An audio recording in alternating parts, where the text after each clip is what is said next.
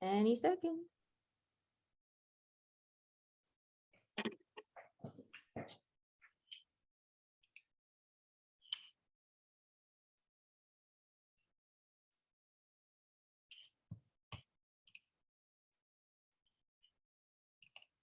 There we go, Mark. Over to you. Thanks, Cassandra. And today we have an incredible feature, which includes Claudia Keelan, Cyphers Wright, Terence Winch, Harvey, and Annabel Lee.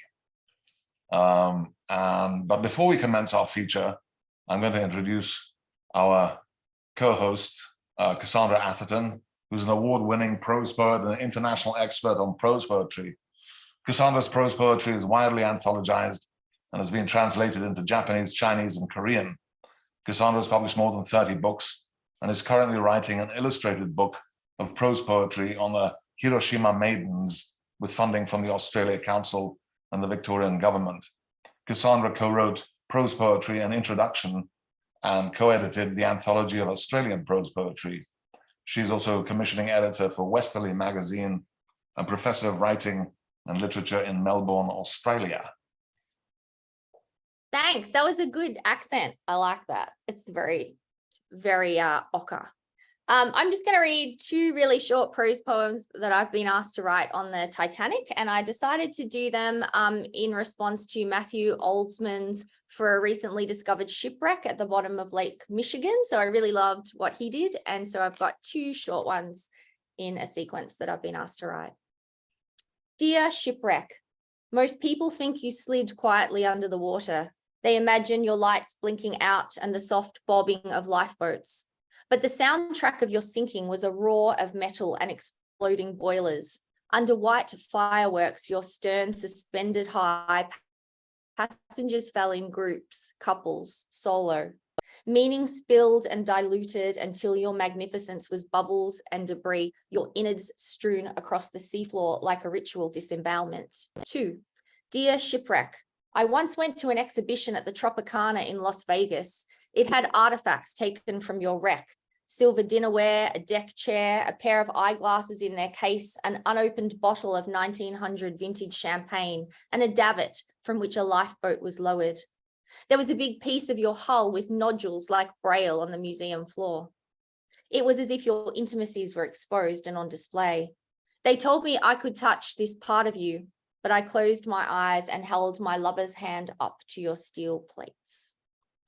I am going to introduce the intrepid Mark Vincennes, who is, join in, an Anglo-Swiss-American poet, a fiction writer, translator, editor, publisher, designer, multi-genre artist, and musician. He has published over 30 books of poetry, translations, and fiction, including more recently 39 Wonders and Other Management Issues, The Pearl Diver of Irunmani with White Pine Press, A Splash of Cave Paint with Spite and Dival, and a chapbook, An Alphabet of Last Rites with Chavina Bava.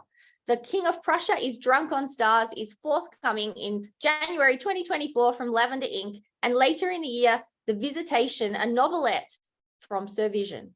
Mark is also a prolific translator and a stellar award-winning one, and he is translated from, regulars know this one, German, Romanian, and French. He has published 11 books of translations, most recently an Audible Blue Selected Poems 1963 to 2016 by award-winning Swiss poet and novelist Klaus Mertz, which just won the 2023 Massachusetts Book Prize for Translated Literature. His own work has been translated into many languages, including Japanese, Chinese, Russian, French, Italian, Romanian, Greek, German, and Icelandic.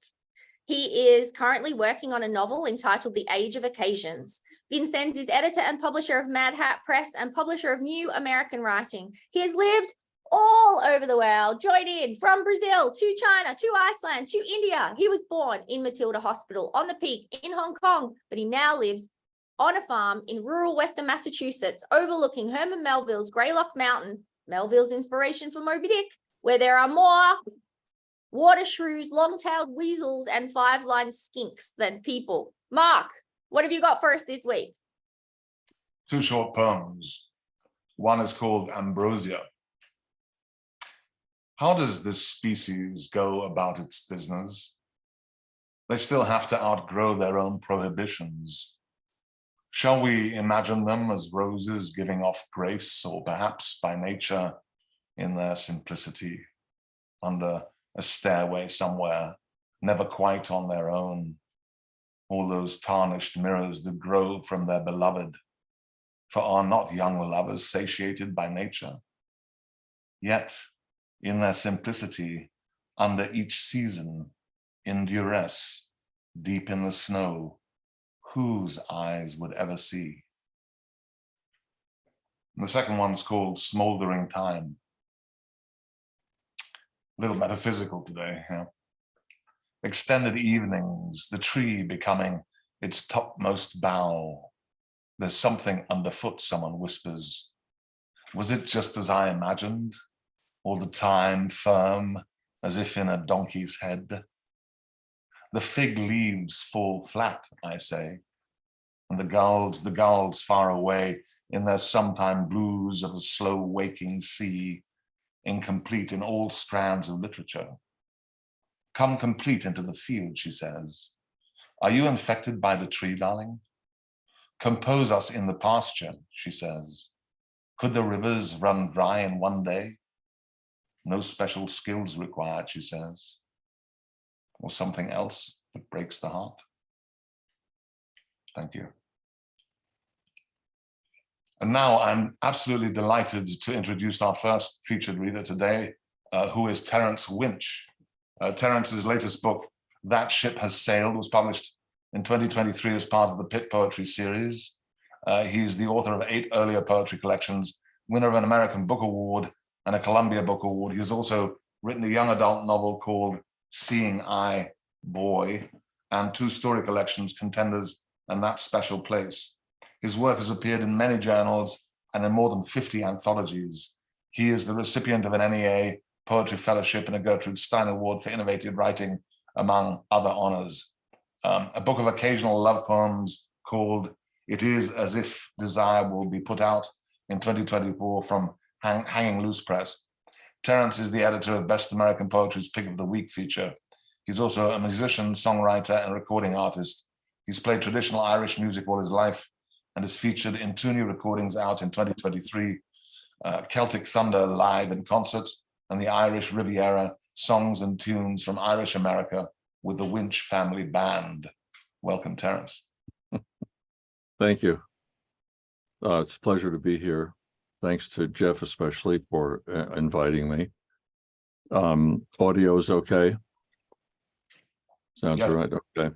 All right. I'll read a few books from my latest, a few poems from my latest book, That Ship Has Sailed, and then a couple of more recent ones. This one is called Fallen World. You never cry anymore. The trees don't make you weep. The baseball season has almost gone missing, but you aren't really concerned. You can't go anywhere. There's a world of free love, grocery stores, off-track betting shops, and farmers markets, but that world has slipped into another dimension. Like when you hang a jacket you got as a kid in your closet, and it turns into an old man's 3-piece suit half a century later. I'm an absentee voter. I'm an absentee drunk. I assault my senses on a daily basis, but nothing can open up the sky again for me and you. No one can tell us we are free to go. We get carry-out. We get lonely and scared. No one can open up the past and let it flow right into the present the way it's always done before now. Instead, it's stuck back there in the good old days. I blow a kiss to the priests and rabbis. I genuflect to the babies and bathing beauties. We will see you soon, I hope, when the trees remember the names of every fallen leaf. This is called Fishbowl. I can't think of anything else to talk about with you. We have discussed our jobs, our daily commute, the foods we like and don't like. You have ordered wine. I get a Pepsi. People have died. We acknowledge that. I want to tell you that I see your special dead person still, mostly in the subway. She was wonderful. Your new girlfriend is also a gem. How is it possible to love people who are no longer here? but they're everywhere, really, coming and going in the world of the dead, as though they haven't torn us to pieces with their absence.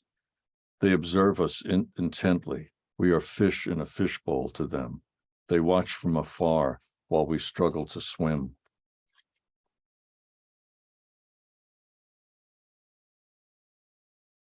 Let's see.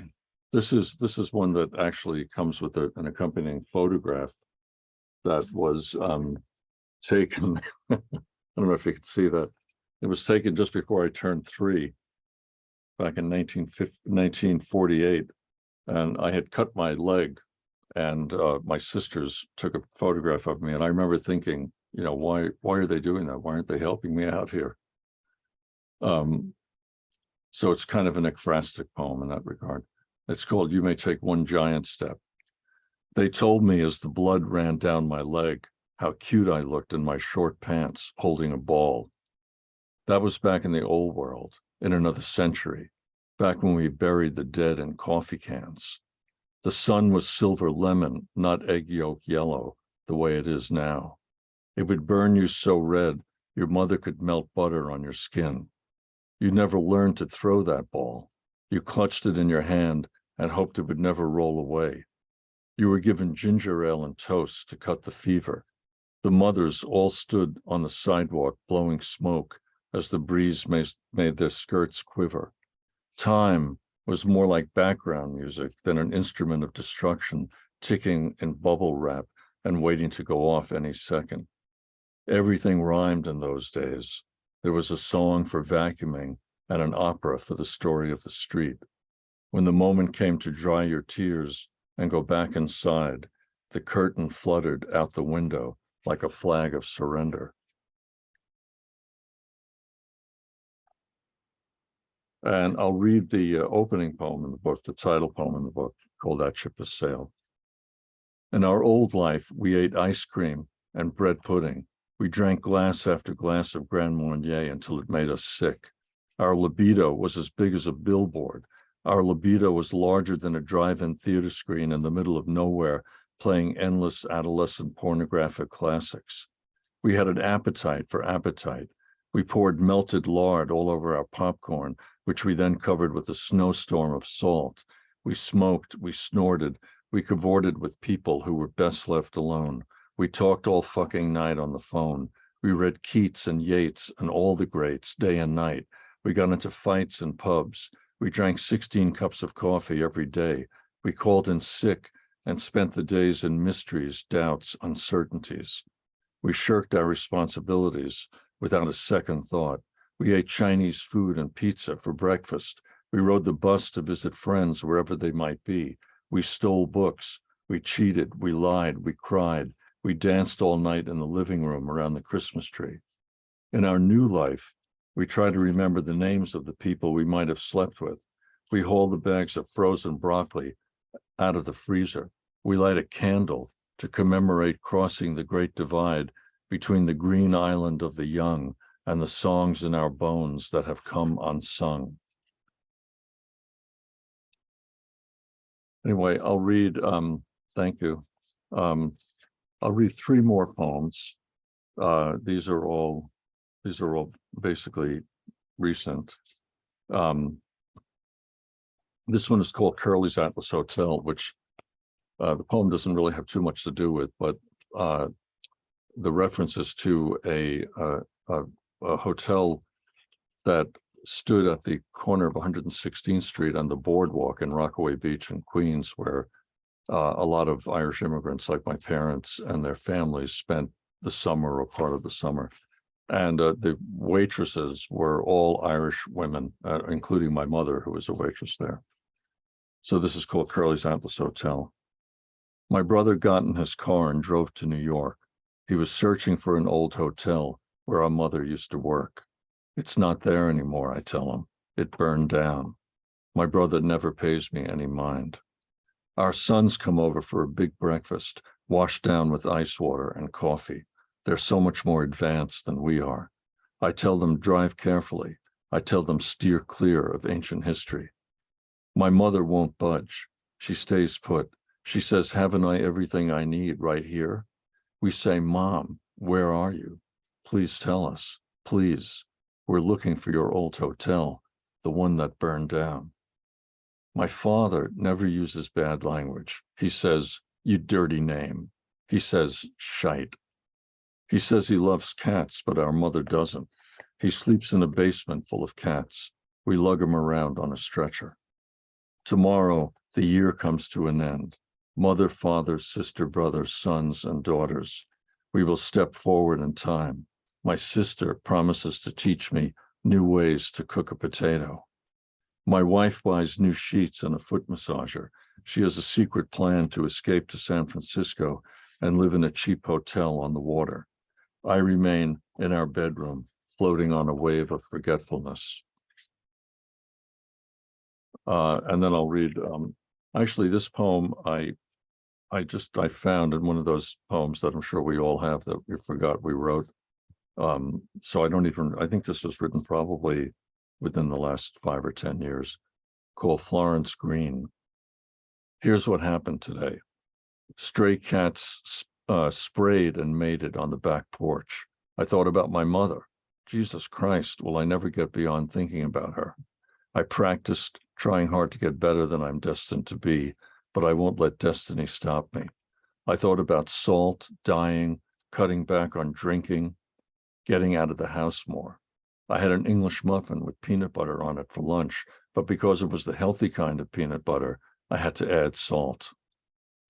I read the paper, becoming angry as always at the right wing, those horrible, hateful people.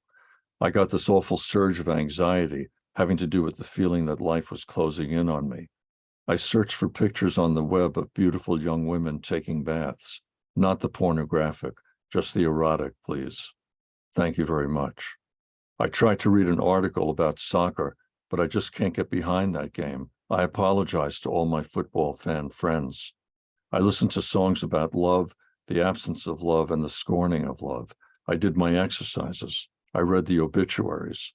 A 110-year-old Englishwoman named Florence Green, the last known veteran of World War I, died. She served for 2 months in 1918. When they asked her what it felt like to be 110, she said it felt pretty much the same as 109. Great comeback. Okay, I'll finish with one that I wrote a couple of days ago called It's Getting Late and I Haven't Even Arrived Yet. I will never just watch the grass grow. The rain has finally stopped. They repaved my street. I had lunch with my friends from Wichita, hamburgers all around, talk about ruination and destitution. Today was beautiful. We're getting a new carpet. As always, I watched old episodes of Law and Order until the sun came up and it was time to feed the cat. I see dead people and they see me. On Amtrak the other day, the conductor told us of his love for America. He went on and on from Philly to Baltimore. I get it, but love is so complicated, isn't it? Henceforth, it is decreed that love shall be called love-hate. I'm so numb these days. I don't cry anymore. I don't get mad. I vacuum the rugs at midnight. I memorize all the countries in Asia and Africa. There are rumors of war, terror, brutality. I lull myself to sleep with high school fantasies of basketball greatness. Thank you. Thank you so much, Terence. Fantastic. Thanks. Next, we hear from Kyle Harvey, whose most recent collection of poems, Cosmographies, was published by Cuneiform Press in 2022. Kyle was a finalist for the Colorado Book Award and a winner of the Mark Fisher Poetry Prize. His work has appeared in A Dozen Nothing, American Life and Poetry, Dream Pop, Empty Mirror, Heavy Feather Review, Pilgrimage, Poems for All, Positive Magnets, Think Journal, the Wallace Stevens Journal, and elsewhere. Kyle is editor of Nelly Chevosky's Selected Poems, forthcoming, as well as Coolidge and Chevosky in Conversation. Solo and in various bands, Harvey has been fortunate to share the stage with Deer Hunter, Daniel Johnston, the Mountain Goats, David Bazin, the Old 97s, Spoon, Bright Eyes, The Good Life, Criteria, and many other bands and artists His documentary film, It's Nice to Be With You Always, a film about Neil Tchaikovsky, premiered at the Omaha Book Festival in 2020. Kyle lives with his wife and children in Fruita, Colorado, where he manages Lithic Bookstore and designs books for Lithic Press. Welcome, Kyle. Hey, thank you guys for having me. Thank you, Jeffrey, for the invite. I'm going to read a poem from Cosmographies, my first full-length collection. This is from a section titled the Alphabet That Never Recovers. And this particular poem is the alphabet's book of early thought. The early thought, the shape of light gathered, thrown on the object of July's affection, thrown on the secrets of water, the secrets of birds, secrets of flowers. The early thought, the shape of light gathered, thrown on the alphabet's unfoldment in the secretive darkness. The early thought, the shape of light gathered, thrown on yourself in the mirror, shown through a cluster of crystals on the counter. Do not lie blame on me for a lack of meaning. Do not lie blame on me for more thinking and less talking. Do not lie blame on me for growing further away in a field full of oceans, the world before man always expanding beyond the first penalty of pride. Might you join me in wrapping our linen thought around what will always be empty, if not for our shared reality in the gathered light. The early thought, the shape of light gathered, thrown toward the process of immediate things, hostile rivers flood, blood on the bottom of our feet from a thorn. But what moon, what sun, what stars? The early thought, the shape of light gathered and then shared. What must be said of the gathering light? What must be said of the gathering light? What must be said of the gathering light? What must be said of the gathering light? Continued until a man with a hole in his hat stands behind the pulpit and raises his hand. Of light we spoke and gathered in and gathered such as it does when laid upon darkness, pitied there all the night for 1,000 years, one season. Of light we spoke and gathered in, descended from what heavens? Of light we spoke and gathered in and around an inward fire. We of light as all does shine when out from under cover. We of light as all does shine, the bees as does the clover. We of light as all does shine, the glow upon the meadow. We of light and gathered such and spoke thereof in spite of all our sorrows. We of light, the gathered dust and visions of Johanna. We of light are true enough. We are true enough. July is true enough. The morphic field, true enough. The color of night, true enough. Divine imagination, true enough. Energy, man, is true enough. The principle of change, a will to change, a language inside of a language, a field within a field. Existing habits are true enough. New patterns are true enough. Inherent memory, true enough. Our origin is true enough. The cosmos spilling from an egg is true enough. The Big Bang and the clapping of hands is true enough. The myth of reality projected toward one another in the gathering light is true enough. Jack's Alice, and her chalice, are true enough. In fact, they've found their way into my poem palace. 1987 and the death of the last dusky seaside sparrow was true enough. The world imagined is true enough. It is true enough there are no straight lines. It is true enough there are many straight lines. Truth is the color of teeth is true enough. Shit happens is true enough. Mathematics is true enough. Metaphor is true enough. The fourth circle of hell is true enough. Action rightly renounced is true enough. Action rightly performed is true enough. All is holy is true enough. The first poem is what I say to you and what you say to me. The first poem is true enough. The first poem becomes the last, the first poem. Thank you. And I'm going to read a few poems from a new collection titled There Without Being There. This is from a serial poem called The Western Suites, and this is the Western Suite for being there without being there. Unless otherwise noted, the author of this work is the night. Nations of anonymity, notions of new intelligence skate the surface backlit by blood. Yeah, I was a bedwetter, so what? Whatever happened to the future? Modern promise of meaning falls short, yet maintains uncomfortable eye contact with a lonely dream about Earth. The curvature of space between its moments, lessening, a new challenge for documentary welcomed. In what way and by what means new miracles might leap from a window in the city, a new society grown old for objects closer than they appear, the colossal stretch of time that geology allows for heartbreak, high resolution ghosts grown static, remnants of a world without possibility, wormholes of wonder. The material weight of information lies fuzz on the feeling, forms a self-multiplying gesture of what reality may be.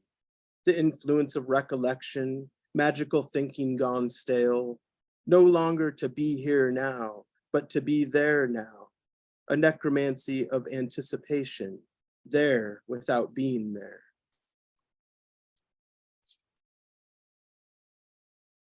This is called Western Suite for a book beginning mass disguise and ending adages for Clark and Susan Coolidge. The so below, so what? So sailor, so many salads, not always so, but sometimes you might say. So that being said, let it be so. Did you hear about so-and-so? My hair got long and on and on. So if, so what? So it goes. Such a gift, such death, such living that goes on. Thank you. And then I'm going to read two sections from a new serial poem called Minor Planets, and that will be it from me. Airless, near-earth object, a play of form upon the open field, putters about with serious consequence. Meaning knocks grace off course, the second of its gestures, forever developing a feeling from nothing. Knowing is a notion. Being you can hold on to. A body of my being for others building a new commons. Rhythms of light upon broken memory of Bemshaw swing, slips in with sound. The seer in the abstract has to be one's self outside of oneself. Once upon a time, a new local, not a problem, not a chance. When it rains, it pours, that's why we dance. Catfish, catfish, sing to me. Catfish, catfish, climb my tree. Choice of surface, value of color. This heat is no joke. And then this will be my final one. This is also from Minor Planets. Thank you guys so much for having me, and I'm really enjoying what I'm hearing so far. So thank you. Scales of the marvelous, theater of eternal music, vast and unknowable, cosmic infinitude, transcendence of what you may find here in the poem. There may be something happening outside of the inside, but you must prepare for an ambush, an opposition between objective and subjective, real and imagined. A sound abound moves air and space, the transient nature of a world in flux. Out the window, across the street, I see a man. He watches his dog take a shit. I watch too. Golf, good fortune, success. The man adapts himself completely to the situation, collects the dog's shit in a small green plastic bag, carries it along with him on his way. I imagine him going on like this for quite some time. There is an element of passion in all aesthetic perception. Thank you. Thank you so much, Kyle. Next, we're delighted to hear from Claudia Keelan, whose most recent books are We Step into the Sea, New and Selected Poems from Barrett Street, and Ecstatic Emigre and Ethics of Practice from University of Michigan Poets on Poetry series. Claudia lives in Las Vegas. Welcome. Hi everyone, from Las Vegas, where it is spring. Thank you very much, Mark, for including me in this. I'm really happy to read. I'm going to read the title poem from We Step into the Sea, which is a longish poem, and one short poem from the same collection. This poem begins with an epigraph from Virginia Woolf. And just as a kind of note, I come from a family of dreamers, not that we, dreamed impossible dreams, but that we dreamt very vividly and often told the stories at the breakfast table. And my brother had the unfortunate luck or difficulty of dreaming things that happened. So this is a poem that I dreamt, and he entered the poem. We step into the sea. Now begins to rise in me the familiar rhythm. Words that have lain dormant now lift, now toss their crests and fall and rise and falls again. I am a poet, yes, surely I am a great poet. With a string of flowers around our neck, with our mouths full, overfull of our sisters, in a garland with bricks and dresses, in our leis with our sea wreaths and our coronas. Wind blows across. Look, there, it's a surface. Look out. Up, periscope. Look, a friend. Been a pair of ragged claws. Oh, no more paused church. With sisters made stone, in bricks and dresses drowned. At sea, I see Gertrude, Mina, Adrian, Brenda, and Alice with a podium tied to my foot and the kids keeping score. I say when it's all over, poetry will live. Poetry is proof community. It turns out it's a garage sale.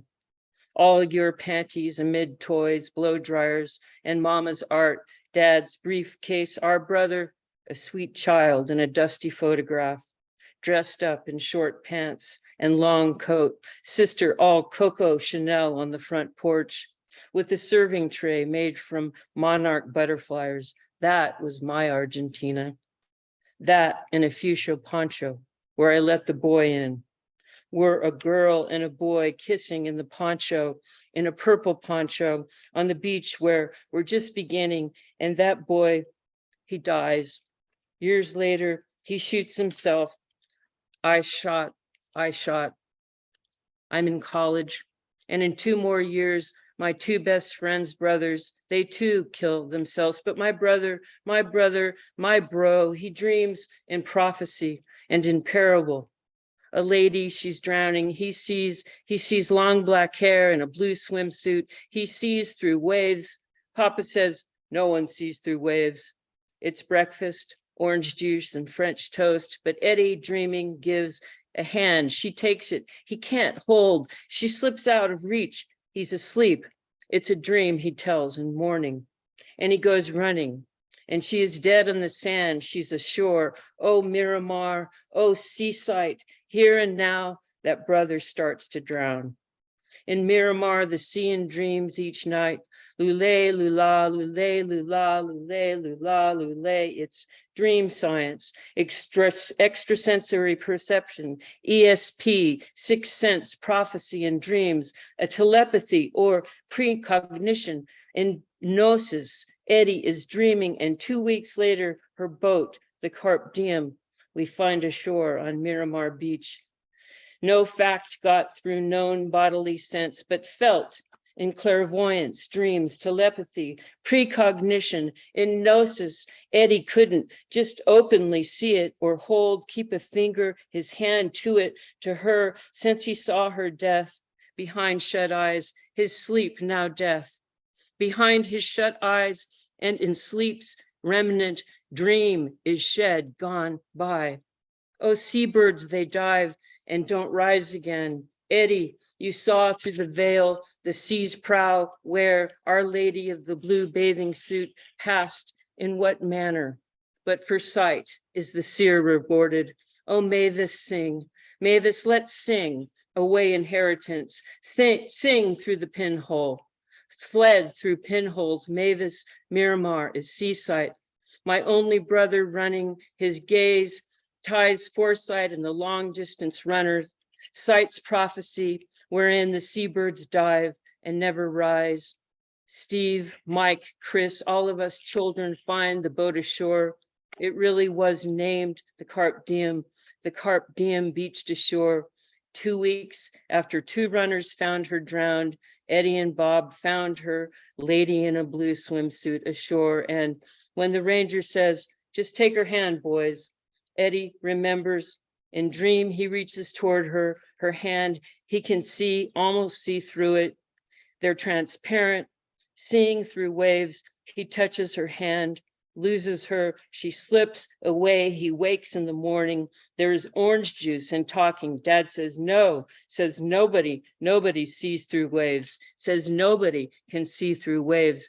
Now a pinhole is opening. Lule, lula, lule, lula, lule opens. The ocean is crashing and crashing, and waves follow the other, rising, cresting, and changing. The foghorn call in our ears at night.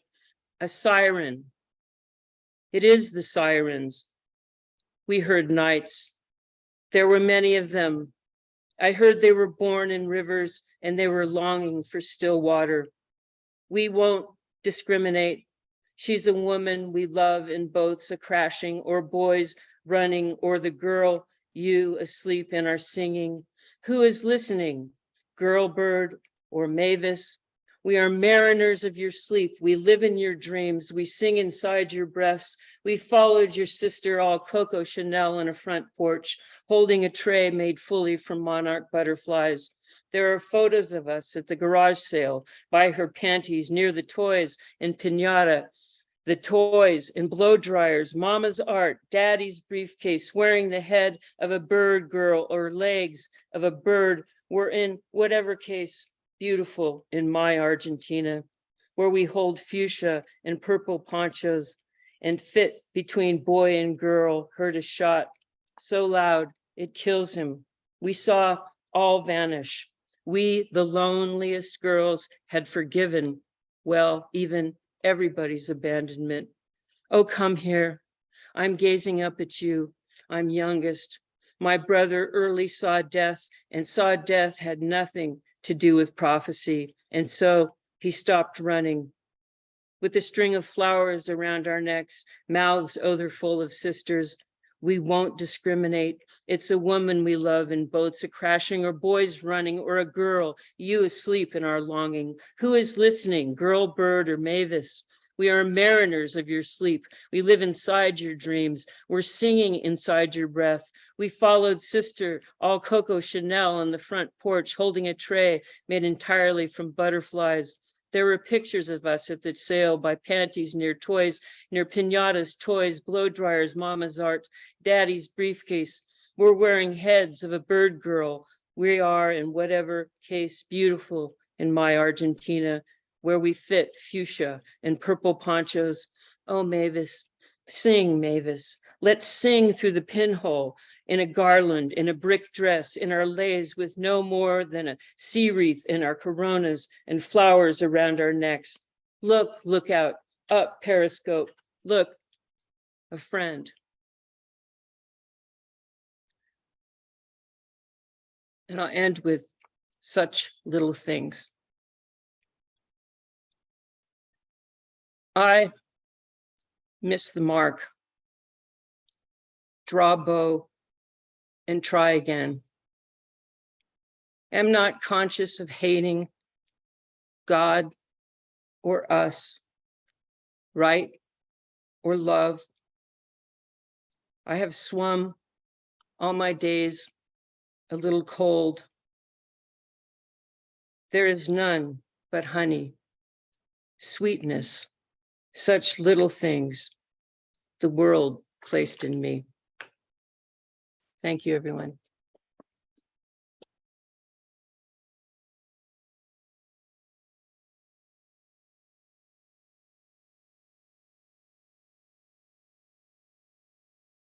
Mark, you're on mute. Loquacious, but silent. Thank you, Claudia. Sorry, I'll repeat what I said. Thank you, Claudia. What Sonics? And now we hear from Annabel Lee, who is the author of Minnesota Drift from Rye Press, Oracular Transcendentalism from Lunar Module Vehicle Editions, Basket from Accent Editions, At the Heart of the World, translations of Blaise Cendrars, published by the O Press, and Continental 34's Vehicle Editions. Annabel's poetry, prose, and essays have appeared in over 50 publications, including Blazing Stadium, Dodgems, Saturday Morning, Exquisite Corpse, Local Knowledge, Guest, Live Mag, Diane, Riv, WatchNet, and in many other journals and anthologies. Annabel also translates poetry by Robert Walzer from the Swiss German and Louise de Villemorin from the French. As founder and publisher of Vehicle Editions, she's included in Poetics of the Press 2020, which came out from Cuneiform Ugly Duckling. During 2020 to 2023, Vehicle Editions published my first 3 books by Tony Tao, prefaced by John Yao, which includes a CD of the poet reading Baby Parade by Janet Hamill and Subatomic Moss by Bernadette Mayer and Philip Good. Previous Vehicle Editions authors and artists include Christopher Knowles, Richard Hell, Barbara Guest, Clark Coolidge, Jane Ann Phillips, Ted Barrigan, Alex Katz, Rudy Burkhart, and Yvonne Jacquette, among many others. We're delighted to have you here, Annabel, and it's delightful to know that you're just down the road from me. Yes, delightful. This is an amazing reading. I'm really enjoying everyone. A great honor, and thank you, Jeff, for inviting me. I have 4 poems. One just about a year old and just over a year old. One by Louise de Villemorin in my English translation, and then 2 that are new and newer. Monarchical tradition hits a halt.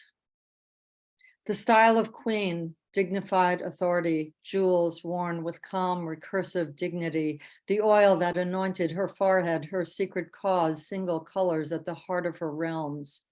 The idea of style is death. Ceremonially, at times, her vehicle of expression was a gold ornate coach, was dead, now in a casket. Her coach, the gold, soars in the minds of global minds, the John Henry thing. She could never be a locomotive, yet she was. Now the Elizabeth line, her namesake, Paddington Station and its bear, her amusements, her girlish giggle intact at 96. Yes, even after Philip's departure for other realms, an allegory of monarchy embodied in just the one person who, the one who, crumbled bones, last breath under the weight of travel in the Commonwealth, the rhinoceros drinking the myth of treetops, could not know then that Louis XIV, who reigned for 72 years, would be the only monarch to rule supremely longer than her Royal Highness, still a parody of her reign invented as a found lineage. Ireland, the first to leave the empire. William Butler Yeats served as senator in that Irish Free State. The power of dismissal exercised this year, the centenary of the state of Southern Ireland, centenary of Ulysses, that epistle to the Hibernian metropolis of Dublin, and 70 glorious years in this, the year of our Lord 2022, the Platinum Jubilee year, the year Queen Elizabeth died, the end of another Elizabethan era, the point of view from Arthur's Seat in Edinburgh. From that height, gaze on Holyrood, where she will lie in state, in the Caledonian metropolis in Scotland. This, Her Royal Highness Elizabeth's life, changes my history. Only it's the only history I know. My life, my only life now. And when I visit Scotland, I will be in Elizabeth's future. or lack of a future. Alice in Wonderland, our sacred text. Through the Looking Glass, these bring the mysteries of girlhood and mathematical calculation, reflected by a diamond-encrusted Maltese cross worn by King Charles III. Today, while his mother's body on flights of angels is still warm, an enacted nationality who told her jokes when Philip died, the past came floating in and floated out on that river of time. In the year 871, that English royal history commenced with Alfred the Great, then Edward the Elder in 899, then Athelstan in 924, from 939 to 946, Edmund I, then Edred, Edgar, Edward the Martyr, Ethelred, Edmund II in 1016. So many Eddies, all kings, all dead kings. Now this longest reigning of them all is dead. The dragons on the banners are melancholy. The lions weep. All that violence and famine, all those banknotes, the universe was contained in her person, in the magnificence of her living presence. Fate changed her privileged childhood in our myth-making, an ordinary person crowned. So that I obviously wrote on September 9th of 2022. And this second poem is by Louise de Villemorin. She was a writer who was French and lived in the 20th century and died in 71. I want to thank Tom DeGidio, who's in the audience here. We had a really fun translation event, and I didn't read much of her poetry at that event. We talked about what it's like to be a translator mostly. This was a poem I intended to read then just a couple of weeks ago, so I'm going to read it today. The Two Voices by Louise de Villemorin, translated by me. Sadness, rain, a letter I'm waiting for. Bleach the color out of this first day of spring, and as if reaches for the awaited letter, my hand only carries as much weight as my lost time. Time lost, the path of joy, leading to new voices, lost. And even more, my share of cheating is lost, rings that fell off my fingers. I have plenty of burning chances, but from each fire, a new heart is born in me for the love of my life. Rings consumed by the beaches, fish carry these essential jewels to my deadly evenings, fish. Sleep of the devil while digging in the sand. My hands get stuck and find only my pardonable sins. And I wait for one letter, the rain or good weather. The barometric letter holds my sky in suspense. Oh, the faces, the lost faces, haven't left clear impressions on the mirrors of other silent loves that travelers have held. Travelers, while showing the mirror, you'll say, breathe heavily, your faces must light up. Love will dress you in black, so that desire frightens you. With arms opened wide in the room higher up, your shoulder was becoming the world where you learn the lesson of 1,000 mistakes. In the clothes closet, hanging above the floor, my dress is entirely naked. I don't dare touch it. Now a drum far away beats my retreat. Age is alone in my bedroom to confine me close by. The banner of misery is the cloth with the secrets. I won't go out in my party dresses anymore to bathe myself in the lake of a tender forever. Farewell, muslins. Here come the priests. Farewell, beautiful days by my window. Death's last rites can feel the velvet. The cascading rocks coo. You cry out louder. The sound is muffled. Each fool pursues a way to conform. Death's last rites can feel the velvet.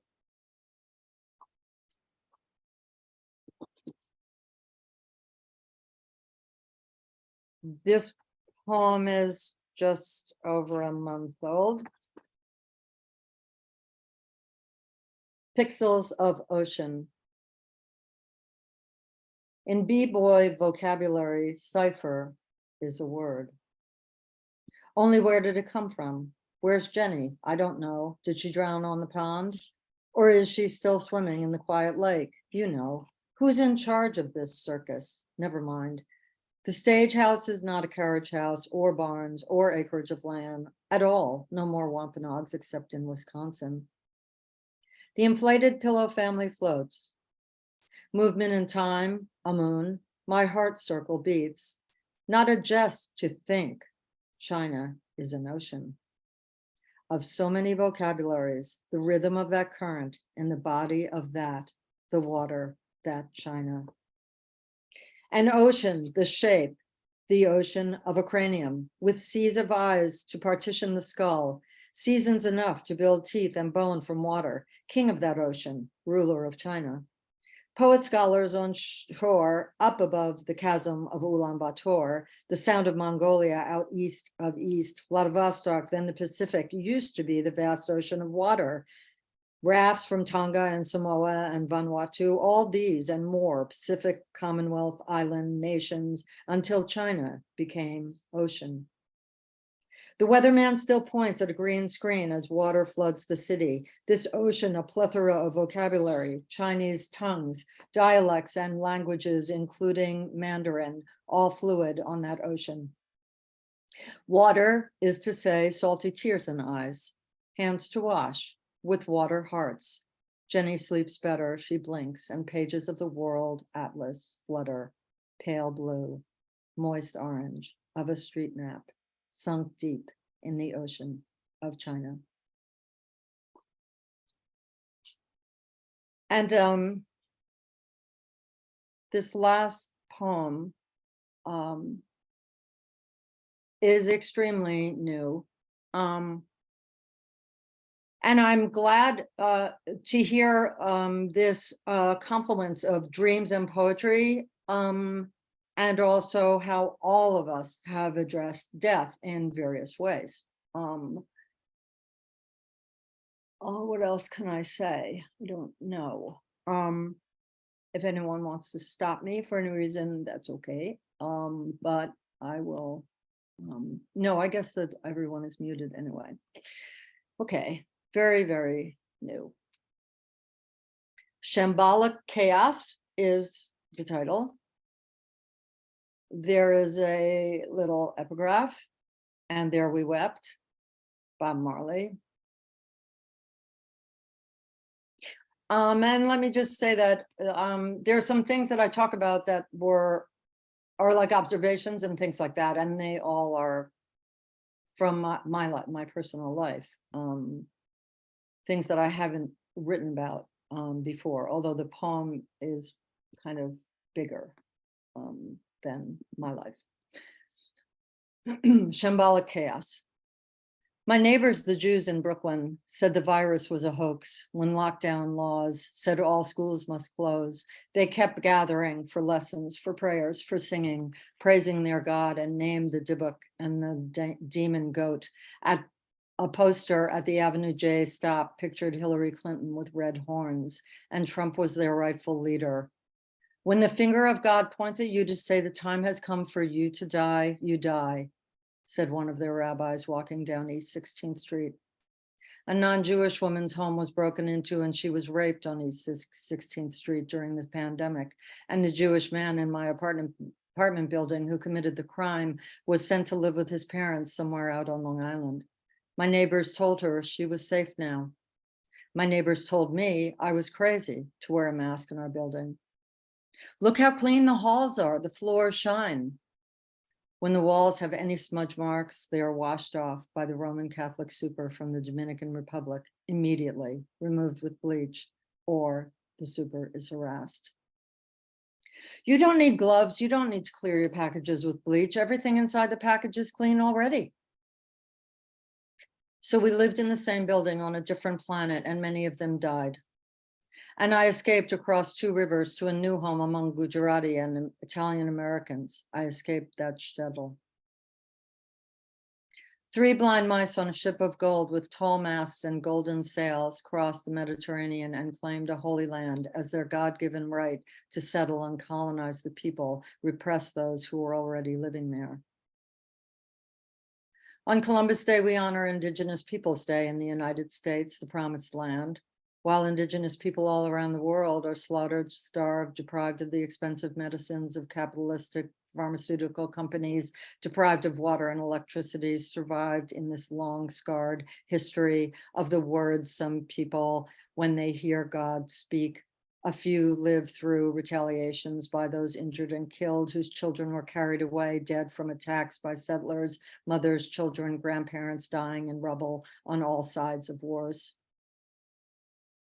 The British set a course for man-made catastrophe, for empire, for freedoms, declared a homeland for Jews at the beginning of World War I, the war we called the Great War, the war to end all wars, and yet the fighting continues, the word genocide defanged by all that murder. Killing means death, bombs cause death, weapons bring death to humans, and 3 blind mice keep sailing their golden vessel, throwing so much wealth toward the deaths of neighbors all across the continents of this earth of ours.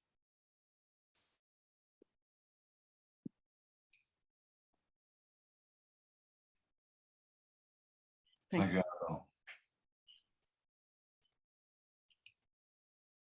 Moment of pause.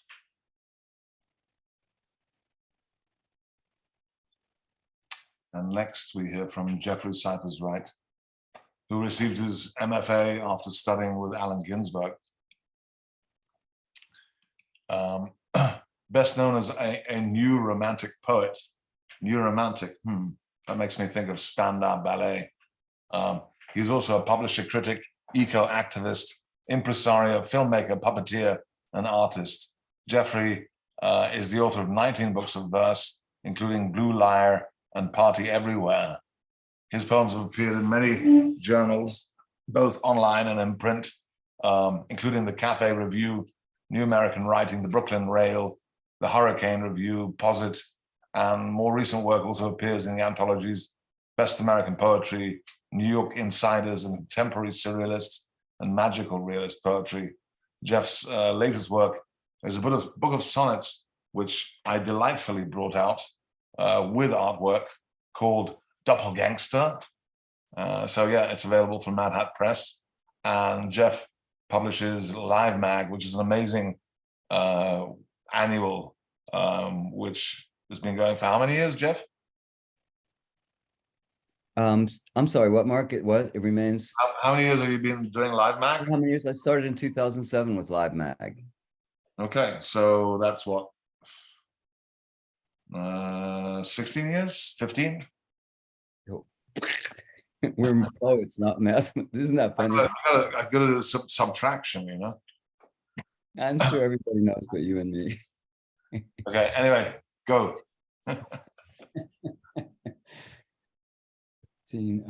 16 years, I guess.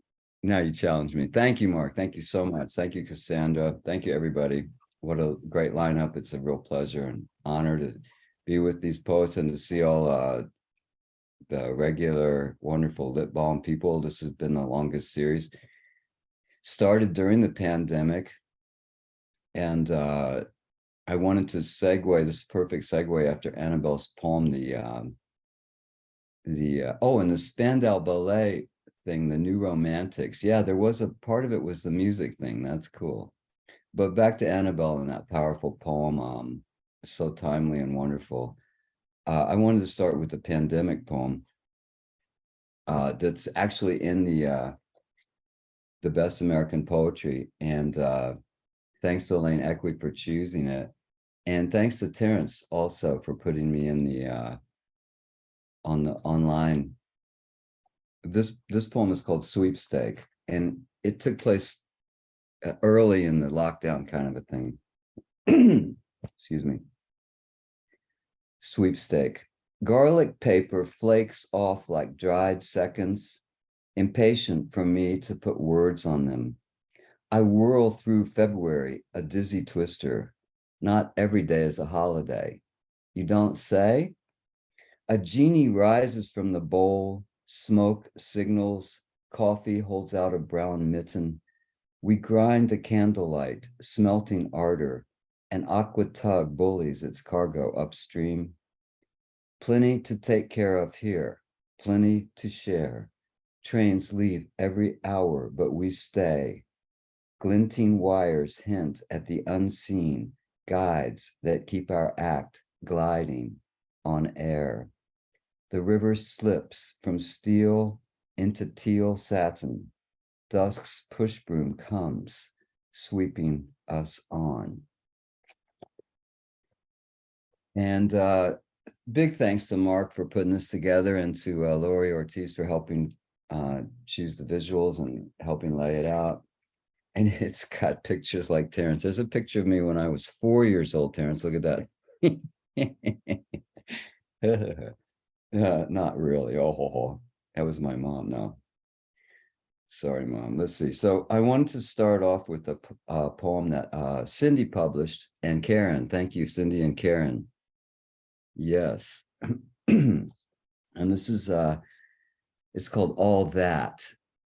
And it has a little epigraph here. It says, not everyone can carry the weight of the world, which is another band, REM. I see myself as a raven in the sun, a disciple of Venus, a saddle cinched around a nightmare.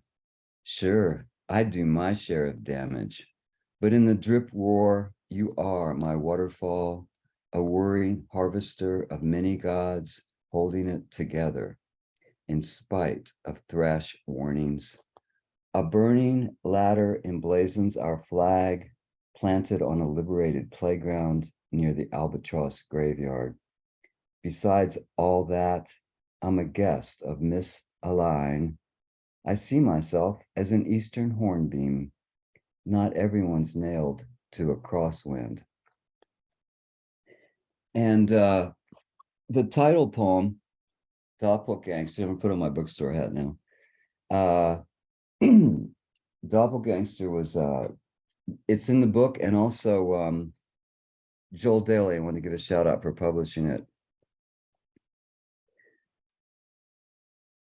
Doppelgangster. Wolf behind the wheel, what dudes we be, skimming masks of glass across a bourbon sea, demure smoking all my weed, terminal desire in the oracle flare, selling fiddles to infidels under withering fire. Silent heat wrings jade from me. These lines raked like coals from the sun. It's got a subtitle, Self-Portraits in a Funhouse Mirror. Thank you so much. So they're like little self-portraits in a way. And actually the visuals are kind of like self-portraits in a funny way too, you know.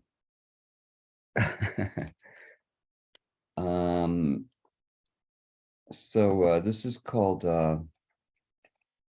Gambling with the Past. Your nightgown's rosette has faded, the whiff of courage and oats faint. How fond I've grown of all our ties. A load of free tears waits at the end of your reign. Even now, I catch the sky stealing a blue crayon. You're cute, saying cauliflower. We see the factory at the museum. We watch a preview of Oblivion search engine. We were all we did to get better at this. We were head ushers at the hip parade. Your fortune cookie says, eat me. A red carpet follows us like a tongue. And I just have to point out that search engine is spelled like the bad way, INJUN, search engine. Otherwise, I wouldn't have used it. It wouldn't have been quite punchy enough. Now it's just bad and naughty, you know. Let's see here. This is Come On Now. Evening stoops under its sodden shawl. A siren broods its caterwaul, snarling over blackened roofs. Someone's on the run. Wet tires whisper to Avenue C. I'm lost without you, they swear. I wanted to be a matador in Manhattan, dancing with horns. I wanted to be a genie smoking in your coat of arms. While you gave the raindrops names, I made up a little song called You'll Never Be Happier Than When I Was a String on Your Harp. Oh my. Here's another self-portrait. I like this one. Look, this one I was 6 years old. Look at that. Cuckoo o'clock. Cuckoo's kind of a metaphor for me of what kind of times we live in, you know? So this is called Burning Rings. 7 grackles tickle a hickory. August unties its clown shoes. On the 13th of evermore, in the year of nothing less, I hold you to a blinding mirror, and you light me like a fuse. Smell of old oaks in the park, the ache of fading panache. Shut up and keep bailing, said the old salt to his mate. You still look great in the future we're creating. Embers of a carousel we are, burning rings forged by stars. And I just wanted to end with, excuse me, I wanted to mention, I won the James Tate Prize, which Mark has won, and thank you. And also Anton Yakovlev. And so this is the title poem. And to give a shout out for Tony Kidd and his magazine Sir Vision that Cindy actually was pointing to me like a lighthouse. Look over there. Thank you, Cindy. Wow. Fuel for love. Sundown drags some fiery slag into a gap in the Jersey skyline. Day's wick meets the star trimmer and glides toward the target area, harvesting goodbyes. Old statues vow to obey whatever green habits they have donned. Shadows of wigs weave through the park's limbs. Windfall plums bruise the ground. Our story, a road of half-used light. Welcome to the hero you've squeezed out of an antique compass. The driver's signals, humming a jingle. Now, cornering the tokens of distance, what we run on expands as it diminishes. Thank you, thank you. What an afternoon, yay, Lit Balm, huh? Thank you so much, Jeff, and also thank you for helping to curate this show, and thank you, Claudia, for joining us. Just a couple of words. First off, thank you, all of you, for this wonderful show tonight, which I believe is very high in my own personal esteem, as one of the best lip balms ever to have been seen. That was a bad poem. Next show is on October 28th, which is the Invisible Walls show, which includes significant poets from South Korea and from Australia. Barina South, Jake Levine, Emily Sun, Ko Hyung Roll, Peter Boyle, Anne Vickery, Autumn Royal, Kevin Brophy, Lee Sung-yong, Sime Chnevich, and Samantha Faulkner. And on the next show after that will be November 11th, which is Mark Scroggins, Norman Finkelstein, Roxy Power, Abby Capething, and Yuri Rosenshine. So please join us for that too. In the meantime, I'm going to hand over the mic to Cassandra to address our open mic issues. Yay, I agree with the Oracle Bob Heeman. Great reading today. So I second that one.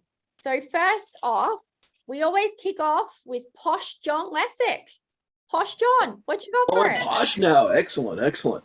So I got mugged today by some artists outside City Hall who sent me on this art walk, and the galleries are fiendishly close to breweries here in Manchester, New Hampshire, and naturally I had to stop by at two of them, and one of them had a dog named Blue who licked my hand but refused to chase the stuffed octopus when I threw it. So this poem is called Suburban Brewery.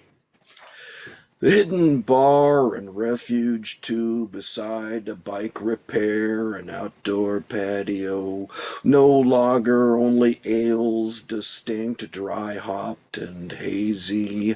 Vinyl records, all prog rock, phantasmagoric keyboard tunes recall my teenage stereo. Emerson, Lake and Palmer's Lucky Man and Roundabout Baez with lava lamps, red bubble glow. Our house, an abandoned church, and Dad coughing, hiding vodka, hiding sick. But not me, straight edge, so uncool despite good grades and nighttime karate. Although my psychedelic times have passed, I still intone yours is no disgrace. Thank you. You gotta love it. Nighttime karate, John. Awesome. Awesome. Thank you so much. I'm glad you stopped into your brewery. Next, we have Ron, who's going to give us a few lines. I think Ron. Thanks. As we all know, yesterday we lost a very great poet in Louise Glick, pardon me. And she, well, what can I say about her? This is one of my all-time favorite poems by her. It's called Cottonmouth Country, and for those who are unaware, a cottonmouth is a venomous snake. So this is Cottonmouth Country by Louise Glick. Fishbones walked through waves off Hatteras, and there were other signs that death wooed us by water, wooed us by land. Among the pines, an uncurled cottonmouth that rolled on moss, reared in the polluted air. Birth, not death, is the hard loss. I know. I also left the skin there. Thank you very much. Thank you. Beautiful. We know a lot about snakes in Australia, so it resonates too. Next, I have my fellow Australian, Amelia Walker. Amelia's got some words for us today about some significant things going on in Australia. Amelia is curating the show that that Mark just talked about with the South Korean and Australian poets called Invisible Walls. Amelia. Thank you, Cassandra. So I don't know how much media from our country travels overseas, but it's a really sad day here today. We had a referendum yesterday that was meant to honour a voice for First Nations people, and it didn't pass, which is really devastating. And yeah, I had a message from a First Nations friend this morning, and he just said, you know, now we know how the German people voted Nazis in, and that's pretty much how a lot of us are feeling, just absolutely ashamed and devastated. So yeah, if we haven't honoured their voices through that official process, poetry remains a site in which we can honour voices and listen. So with that in mind, I wanted to read poems by two of the First Nations poets who'll be part of our program next session, Verena South and Samantha Faulkner. Verena is a Barkindji woman. And so the poem of hers I want to read is about Barker, the river, which is the sacred river to her people. Bulging banks, sodden with water, nature's refuse washes away downstream. Dry branches bounce to the rhythm of the current, ripples form, turn, and disappear. Tree trunks, freshly painted with the river flow turned to marble. Scars made by the old people are reminders of past floods. Farm fences delve into the river and straight up the other side. They fence the rivers too. Crumpled water tanks lie on their sides. Kerosene tins, bed frames, broken glass remains immemorial to those who once lived by the Barker. Listen carefully. You can imagine the women from the mission talking as they care for their children playing in the river, a place of respite from the government gaze and control. So that was Verena South's poem. And now I'll read a poem by Samantha Faulkner called Home. Samantha is a Torres Strait Islander poet. He was tall for his age, or so she thought. Blue eyes in the shape of almonds, rare but seen before, brown skin, not black, not white either, curly hair, soft to touch, all dark with shades of sun. Confident, he pushed open the door, scanning the room, catching my eye, then looking away. Jeans and t-shirt, maybe a bit warm for out here. I caught the sweat on his forehead as he approached the counter. Excuse me, please. Do you know Mrs. Smith? He paused, looking, searching in my eyes. What's your business with her? Who are you? What do you want? Alarm rose in my voice. I'm her son. She hasn't met me yet. You see, I was taken away when I was young. I stopped, looked hard, examined him closely. I could not believe. I know who you are. I touched his hand. Tears welled in my eyes. You've come home. So yeah, that was Home by Samantha Faulkner, and Samantha and Verena are just two absolutely phenomenal poets and phenomenal women. So I wanted to honour their words today. Thank you so much. Thank you for honouring their words, especially today. And we look forward to more when you curate the show. Thank you. Thanks so much. Next up is my fellow logophile who engages with me in something that I believe is bardolatry. DeWitt. Are you there? Yes, I'm here. I think I'm. This is a new poem called liminal, which is one of those words that seem beautiful to too many people too easily. Rhymes with criminal, perhaps on parole between lockup and street. Or combat vets return beyond the ken of kin. Ambiguity, disorientation, liminoid experiences in post-industrial society. Transitional phases, places, experiences, mirrors, norms, states, elements, and habitats. Seasons between seasons. For all seasons. Fish or fowl, limits or none. Our species thrives in divided and distinguished worlds, remarks Sir Thomas Browne. Purgatory, limbo, bardo, DMZ, no man's land, frontier, explorer, settler, homesteader, buffer zone, transition, threshold, midstream, down the river, up. Trusting crossing bridges, swimming borders, making do, good fortunes and bad, from certainties to frying pan, betwixt and between, passing through, starting over, second chances. Forgive my limitations. Opportunities unlimited. Risks, reverses, hopes, surprises. Preliminary bouts eliminate or advance contenders to finals. Sublimate my vice to virtue. Never darken my door, or here, my bride, I'll carry you over. Fledgling out of nest, refugee down on luck, you're miserable, you're poor. Adolescent body or elderly decrepitude. Stargate, Twilight Zone, stranger in paradise, celebrity in wilderness.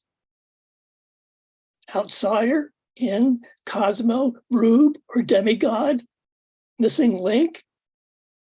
Mixed use zone, smoking or non. In between and in the meantime, holiday and everyday. Shabbat, Sunday, day of rest. Apogee, nadir, leveling off. Dream or wake? Who is it can tell me who I am? Shades of gray, fourth wall, bourgeoisie, suburbanite, maybe, perhaps, androgynous, undead, waiting room, motel, baggage claim, traffic jam, over the world sill, stratosphere to void, weightless and propelled with limited supplies. Trust in what we are and can become. Aliens, even to ourselves.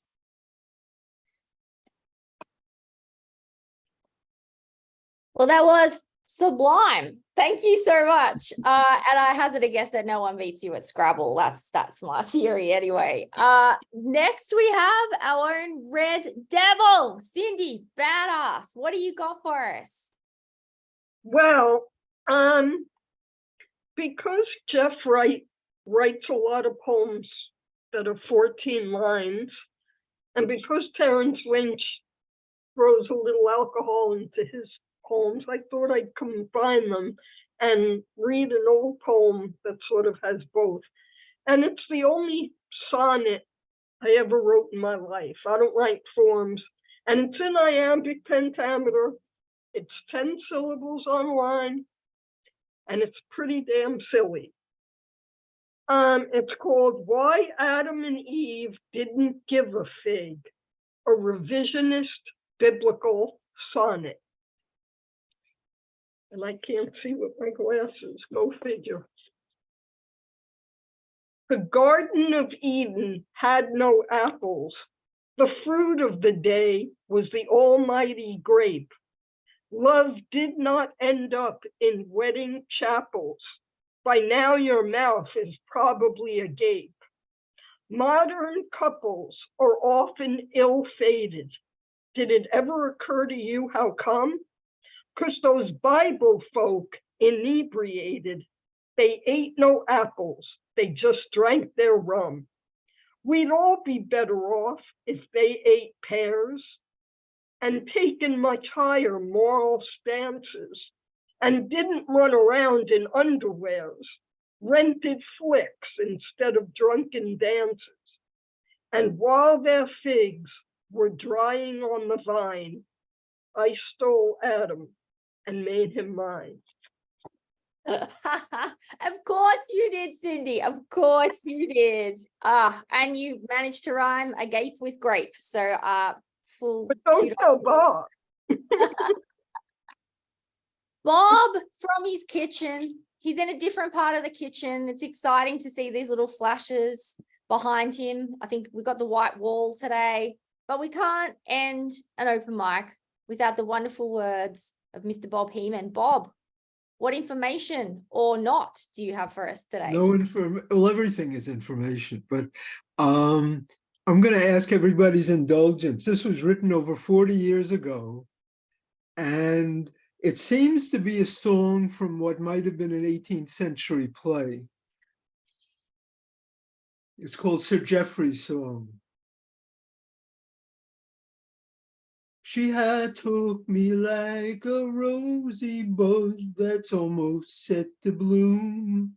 Had picked me from my fellows and took me to her room. had laid me on her bonny bed and wet me with her lips and drew me to her hips, and there I bloomed. One of my favorite of Bob's ever, I think, in that moment. Blindingly brilliant, Bob, and musical. What more can we ask for from the kitchen? Fantastic. Thank you. I Thank will you take so that away much. with me to my breakfast buffet. Mark. Yeah, I hope you got a little champagne in there as well. Thanks again, Terence, Kyle, Claudia, Annabel, and Jeff for an amazing reading. Especially thanks to Jeff for curating most of the reading. One last poem of mine, which kind of fits with the mood of the world at the moment, called Dying Daffodil. And this one appears in The King of Prussia's Drunk on Stars, which is coming out with Lavender Ink pretty soon. Someone said, there exists this other place, in a word, a place like none other, soaked in heavenly light, where deep down in the water, you can see where the darkness lives. Who can cross this, you say? What ferryman follows at my heels? Surely I'm not one of the forgotten, one of the numb or deaf. I know. You want me to kiss the lips of the flowers. It would go halfway to paying off my debt. Of course, I wish to exist just like summer and pave that road with more words, then enter the next that exists somewhere out there and perch there under the apple tree and turn my eye to everything within. Thank you, my friends. Wishing you a wonderful weekend. Thanking you so much for tonight. Lots of love and poetry. Good night. Wow. Bye, everyone. Thank you very much.